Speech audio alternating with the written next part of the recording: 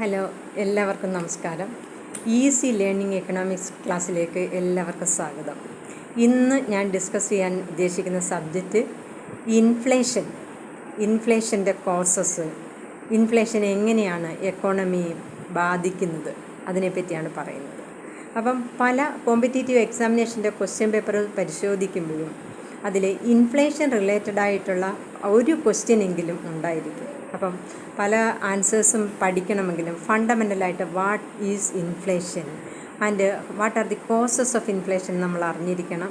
So നിങ്ങൾ skip ചെയ്യാതെ എൻ്റെ ക്ലാസ് സബ്സ്ക്രൈബ് ചെയ്യുക. അപ്പം എല്ലാ വീഡിയോസും എക്കണോമിക്സ് റിലേറ്റഡ് ആയിട്ടുള്ള എല്ലാ വീഡിയോസും നിങ്ങൾക്ക് ലഭിക്കുന്നതാണ്.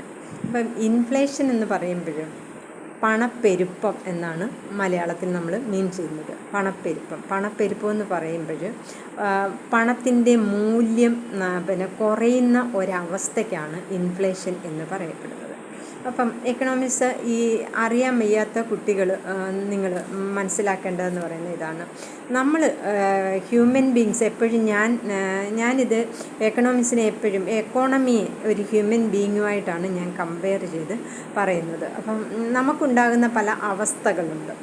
നമുക്ക് അപ്പ് ആൻഡ് ഡൗൺ ഉണ്ടാകുന്നുണ്ട്, അതുപോലെ തന്നെ നമുക്ക് ഹെൽത്ത് ഇഷ്യൂസ് ഉണ്ടാകുന്നുണ്ട്. അതേപോലെ തന്നെ എക്കോണമിയിലും അപ്സ് ആൻഡ് ഡൗണും ഹെൽത്ത് ഇഷ്യൂസും ഒക്കെ ഉണ്ടാകുന്നുണ്ട്. എക്കോണമിയെ സാരമായിട്ട് ബാധിക്കുന്ന മോശമായ രണ്ട് അവസ്ഥകളാണ്, രണ്ട് ഡിസീസ് എന്ന് വേണമെങ്കിൽ നമുക്ക് പറയാൻ സാധിക്കും, ഈ ഇൻഫ്ലേഷൻ എന്നും ഡിഫ്ലേഷൻ എന്നും പറയുന്നത്. അപ്പം ഇൻഫ്ലേഷൻ എന്ന് പറഞ്ഞാൽ വാല്യൂ ഓഫ് മണി ഡിക്രീസ് ചെയ്യുന്ന ഒരു അവസ്ഥയാണ് ഇൻഫ്ലേഷൻ എന്ന് പറയുന്നത്. അപ്പം നമുക്ക് ഇപ്പം ഒരു പനി എന്ന് പറയുന്ന ഒരു അസുഖം ഉണ്ടാകുമെന്ന് വിചാരിക്കുക. അപ്പം ഉണ്ടാകുന്നതിന് മുമ്പ് കുറേ സിംറ്റംസ് കാണിക്കത്തില്ലേ? നമുക്ക് ഹെഡേക്ക് ഉണ്ടാവാം, അതുപോലെ തന്നെ ബോഡി പെയിന്, ടെമ്പറേച്ചറൊക്കെ വരുന്നത് പോലെ ഈ ഇൻഫ്ലേഷൻ ഉണ്ടാകുന്ന സമയത്തും പല സിംറ്റംസും അത് റിവീൽ ചെയ്യും. അപ്പം ഇൻഫ്ലേഷൻ ഉണ്ടാകുമ്പോൾ സ്വാഭാവികമായിട്ട് ഉണ്ടാകുന്ന ഒരു സിംറ്റമാണ് പ്രൈസ് റൈസ് എന്ന് പറയപ്പെടുന്നത്, സാധനങ്ങളുടെ വില കയറ്റം എന്ന് പറയപ്പെടുന്നത്. നിത്യോപയോഗ സാധനങ്ങളുടെ വിലയിലുണ്ടാകുന്ന അമിതമായ വർധനവ് ഒരു വലിയ സിംറ്റമാണ്.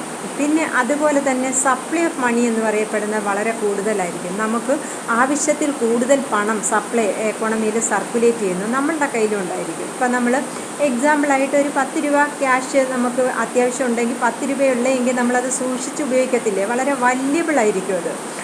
നമ്മളിപ്പോൾ ഒരു ബസ് ഫെയറിന് ഉപയോഗിക്കുന്ന പൈസയാണെന്ന് അസ്യൂം ചെയ്തേ, 10 രൂപയേ ഉള്ളൂ. വളരെ കെയർഫുള്ളായിട്ട് നമ്മളത് മെയിൻറ്റെയിൻ ചെയ്തു പോകും. വേറാസ് 10 രൂപയുടെ സ്ഥലത്ത് നമ്മുടെ കയ്യിൽ 100 രൂപ ഉണ്ടെങ്കിൽ അത്ര ക്ലീനായിട്ട് നമ്മൾ ആ 10 രൂപയിൽ നമ്മൾ സൂക്ഷിക്കണമെന്നില്ല, അതിനെ വാല്യൂ കൽപ്പിക്കണമെന്നുമില്ല.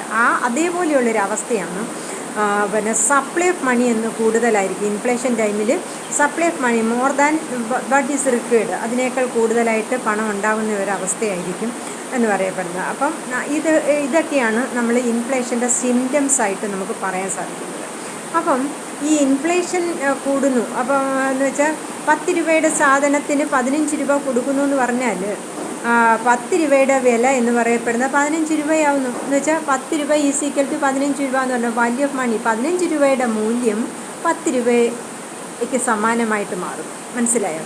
അപ്പോൾ വാല്യൂ ഡിക്രീസ് ചെയ്യുന്ന ഒരവസ്ഥയാണ് നമ്മൾ ഇൻഫ്ലേഷൻ എന്ന് പറയുന്നത്. അപ്പോൾ ഈ വാല്യൂ ഡിക്രീസ് ചെയ്യുമ്പോൾ സ്വാഭാവികമായിട്ടും നമ്മൾ കമ്പയർ ചെയ്താൽ that will severely affect different class of people. അതായത് ഫിക്സഡ് ഇൻകം ഗ്രൂപ്പിനെയും അതുപോലെ തന്നെ വേജ് ഏണേഴ്സിനെയും ഒക്കെ സാരമായിട്ടാണ് ബാധിക്കുന്നത്. കാരണം അവർക്ക് അവരുടെ കയ്യിലുള്ള സാമ്പത്തികം സോഴ്സ് എന്ന് പറയുന്നത് ഫിക്സഡ് ആയിരിക്കും. അറ്റ് ദി സെയിം ടൈം സാധനങ്ങൾക്ക് അമിതമായ വില വർദ്ധിക്കുകയും ചെയ്യുമ്പോൾ അവരെന്ത് ചെയ്യുന്നു? ഈ ഉള്ള വിലയിൽ നിന്നുകൊണ്ട് കൂടുതൽ പർച്ചേസ് ചെയ്യാൻ പറ്റാത്ത ഒരു അവസ്ഥ ഉണ്ടാകുന്നു. പർച്ചേസിങ് പവർ അവർക്ക് കുറയുന്നു. അപ്പോൾ പർച്ചേസിങ് പവർ കുറയുമ്പോൾ എന്താണ് സംഭവിക്കുന്നത്? അവരുടെ ലിവിങ് സ്റ്റാൻഡേർഡിനെ എഫക്റ്റ് ചെയ്യപ്പെടും. അങ്ങനെ ഒരു എക്കോണമിയുടെ ഒരു സ്റ്റെബിലിറ്റി, ഒരു സന്തുലനാവസ്ഥയെ താളം മറിക്കുന്ന ഒരവസ്ഥ ഈ ഇൻഫ്ലേഷൻ ഉണ്ടാക്കുന്നുണ്ട്. അപ്പോൾ എക്കണോമിക് പോയിൻ്റ് ഓഫ് വ്യൂവിൽ പറയുമ്പം ഇൻഫ്ലേഷൻ എന്ന് പറയപ്പെടുന്ന ഒരു ബാഡ് ഫിനോമിന എന്നാണെന്ന് നമ്മൾ മനസ്സിലാക്കുന്നത്. ഓക്കെ, അപ്പം ഇൻഫ്ലേഷൻ ഉണ്ടാകുന്ന സമയത്ത് നമ്മളിപ്പോൾ ഒരു ഹോസ്പിറ്റലിൽ പോയൊരു ഡോക്ടറെ ട്രീറ്റ്മെൻറ്റ് ചെയ്യുമ്പോൾ ഒരു ഡോക്ടർ നമ്മളെ ഒബ്സർവ് ചെയ്യുന്നത് പോലെയാണ്. അപ്പം ഈ ഇൻഫ്ലേഷൻ എന്ന് പറയപ്പെടുന്ന ബാഡ് സിംറ്റം ഉണ്ടാകുമ്പോൾ മോണിറ്ററി അതോറിറ്റി എന്ന് പറയപ്പെടുന്ന നമ്മുടെ റിസർവ് ബാങ്ക് എന്ന് പറയപ്പെടുന്ന is observing what is happening in the economy, പിന്നെ what is the impact of that inflation. On the basis of that impact ആണ് ഈ മോണിറ്ററി അതോറിറ്റീസ് അപ്രോപ്രിയേറ്റ് മെഷേഴ്സ് എടുത്തിട്ടാണ് എക്കോണമിയുടെ താളം ബാലൻസ് ചെയ്യുന്നത്. അപ്പം എക്കോണമിയുടെ താളം മറിഞ്ഞു നിൽക്കുന്ന ഒരു അവസ്ഥയാണ് ഇൻഫ്ലേഷൻ സിറ്റുവേഷൻ എന്ന് പറയുന്നത്. അത് പല രീതിയിലാണ്. ചില ഇൻഫ്ലേഷൻ പല ടൈപ്പുണ്ട്. മൈൽഡ് ഇൻഫ്ലേഷൻ എന്ന് പറയുന്നത്, ക്രീപ്പിംഗ് ഇൻഫ്ലേഷൻ എന്ന് പറയുന്നത് ബിലോ 3% ഇൻഫ്ലേഷൻ എന്ന് പറയപ്പെടുന്നത്.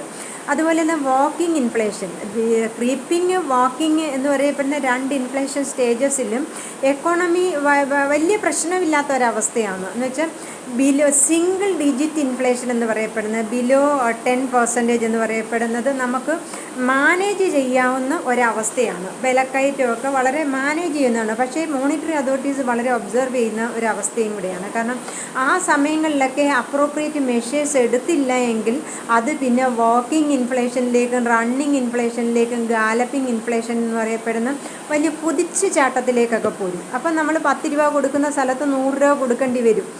ഓക്കെ, അപ്പോഴും അത് എക്കോണമിയുടെ താളത്തെ നമ്മുടെ ജീവിത നിലവാരത്തെയും നമ്മുടെ അവസ്ഥയെല്ലാം ബാധിക്കും. അപ്പം ഇൻഫ്ലേഷൻ എന്ന് പറയപ്പെടുന്ന അവസ്ഥയെപ്പറ്റി നമ്മൾ പറയുമ്പോൾ നിങ്ങൾ മനസ്സിലാക്കേണ്ടത് ഇതാണ്. ഒരു മോശമായ അവസ്ഥയാണ്.